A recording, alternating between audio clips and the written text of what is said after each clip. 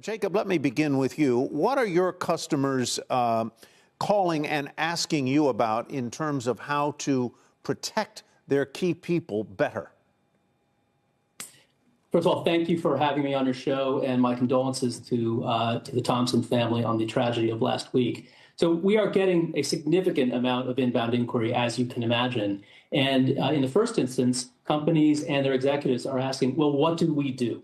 How can we create a scenario and scenario planning that can protect us? It's the basics. What can we do based on what our culture is all about and the executive travel habits and the executive general habits are all about to make sure that we can prevent this type of tragedy from happening again. So we're getting basically an outpouring of inquiry on what do we do next. Rich, it's good to see you. I know that you believe fervently that it is not merely a question of physical security for executives and key individuals within companies, but the hints and traces and digital fingerprints that they may be leaving intentionally or inadvertently as to their whereabouts. These are public companies in many cases that have an obligation to say who their key people are and where they may be presenting to the investment community or other things. What's the fine line that a company needs to walk here between sharing the right amount of information about their executives and the executives' whereabouts and the safe amount of information to disclose? Let's take that in two parts. And hi, Ty, and hi, Kelly. Good afternoon. And I also extend sincere wishes to the family. Clearly, the board and the management of any company must protect the safety and welfare of employees and their physical assets. There's no question about that. But when they get into the digital world, they're quite behind. Corporations have done an excellent job using the digital world to promote their products. But in some of the actions they've taken the last few days, taking down pictures of executives, taking down bios of executives, it seems like an overreaction and a not well thought out reaction to what the digital world is today. Its power, its scope, its depth. For example, UnitedHealthcare took down the bios and photos of their executives or their About Me section, as did CVS and a number of other healthcare organizations. Well, there's dozens. Can you blame them? Can you blame them? Really? I can't, but let's talk about what they're doing.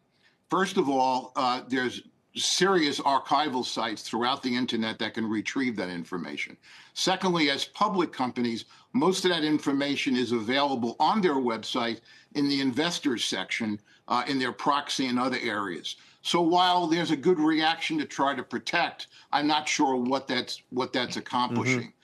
I think the corporate world in this area is a little behind in time, and I think they have to look at this and determine what they're going to do. For another example, a few months ago, actually in February, we were called in by a major security firm. They were having a problem with the information about their CEO, a New York Stock Exchange listed company, getting out on the internet.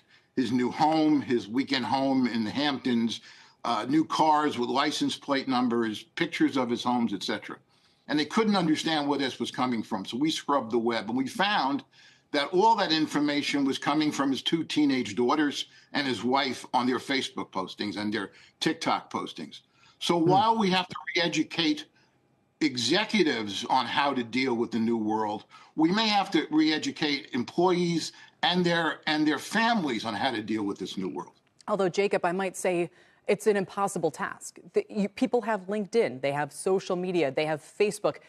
You can't expect people to not have some kind of public presence, especially in positions like that. Everything's just too well known these days. I'm curious if you think this threat is going forward, one that would mostly continue to center around the healthcare industry and those executives, maybe the nervousness they continue to feel, or if it's more broad. Well, I think it's more broad. The healthcare industry certainly is an industry that is ripe for people holding grudges and there being a heightened level of anxiety. But there are analogous situations that cross industry. And at the end of the day, whichever industry one is in, the executives have to understand their own habits. There might be some habit moderation that is required, but you're right, it's impossible to take down one's social media presence. So the protection protocols really have to be geared towards how do we operate in a world, irrespective of industry, that can actually ferret out intelligence well in advance of it becoming an imminent threat. And there are always emerging signals in the world of social media, in the dark web and the regular web, that can be pieced together to inform a view of how to protect oneself. So, Rich, let's pivot the conversation just a bit. There has been a tremendous amount of really, in my view, kind of heinous backlash against the, but understandable backlash against the health insurance industry. If a health insurer was one of your clients and they were under assault, what would you be advising them to do? Well, first of all, I think this has been going on for a while. And as our colleague just said, business has been under attack for some time. It was under attack by many of the regulatory agencies in the Biden administration. It goes back to the Occupy Wall Street days. So this is not new for business. I think what we're seeing is the tip of a spear right now pointed directly at the healthcare companies. So long term, there's two things that they need to be thinking about. First, they can't hide. They have to promote their products. They have to promote their company. They have to promote their executives. So how do they do this in a changed world that's been radically changed in the last few days? You do that by continuing to go out and make speeches, to continuing to promote your products, but maybe you have some new protocols in place that are talked about in how you promote them. You can't not have an investor meeting, but you're going to have a lot more security around them. You can't not make speeches at industry conference, but executives may have to have more security around them. So there are new protocols that have to be in place. I am advising some companies in the healthcare business, and very briefly, what we're telling them is that you need to talk differently to your customers. You have to turn the telescope around and see what your customers are really saying. This has been building up for a decade. There's been books written about this. There's been some of the harshness you talked about on the internet the last few days. This just didn't happen in the last 4 or 5 days. This has been building up for a great deal of time. So there's two things they need to do. First, really look at what the customers are saying and how do they reapproach their customer in a different way.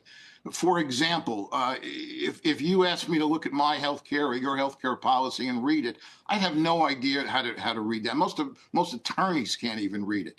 So you've got to approach your product in a way that is easy to use with customers. Secondly, you may have to change some policies. For example, I think it was Anthem just a couple of weeks ago was going to cut back on the time of anesthesiologists. And when this happened, they said, well, we're not going to do that. Well, how silly is that? I mean, the gentleman who's the head of UnitedHealthcare talked about unnecessary care.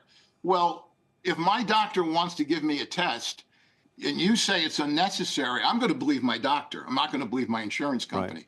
Well, that taps in, I think we have to leave it, Rich, here. That taps into some of the anger that has been expressed. And I used a strong word to describe it, some of the reaction to this killing that in effect made the individual, whoever the individual was who did this, turned that person into in some senses, a folk hero. For doing what this individual supposedly did. And we have to leave it there, gentlemen. This will be a longer conversation. We appreciate your time today. Jacob Silverman of Kroll, Richard Torrenzano of the Torrenzano Group. We appreciate it.